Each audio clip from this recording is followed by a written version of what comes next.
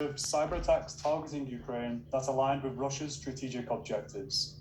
These objectives almost certainly included undermining the Ukrainian government, intimidating and demoralizing the Ukrainian population, causing confusion and disrupting the everyday lives of Ukrainian citizens.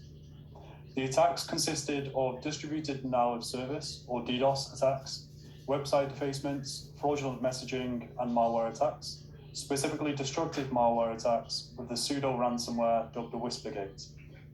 The attacks targeted Ukrainian government organizations, media organizations, e-services used by citizens, and other private sector organizations.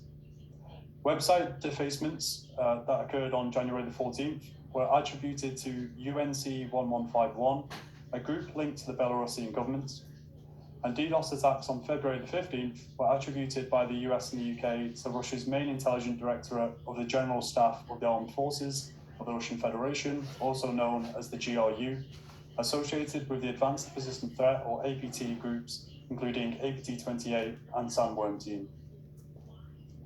We also observed a significant increase in dark web advertisements and sales of data and network access methods related to Ukraine.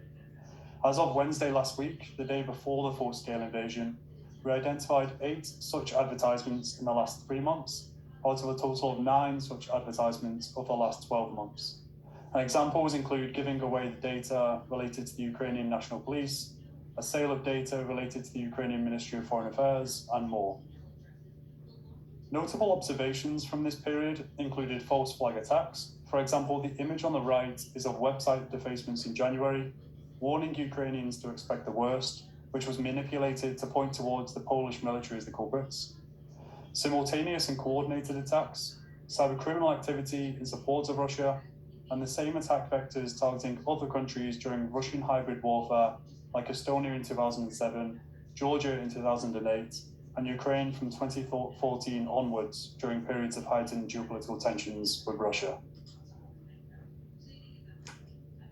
Now to move on to cyber activity observed during the full-scale invasion. Insight Group has observed similar attack patterns to Russian state-sponsored and state nexus activity from before Russia's full-scale invasion of Ukraine. The day before the beginning of Russia's full-scale invasion of Ukraine, coordinated DDoS and destructive malware attacks primarily targeted Ukrainian government entities, government contractors, and financial organizations.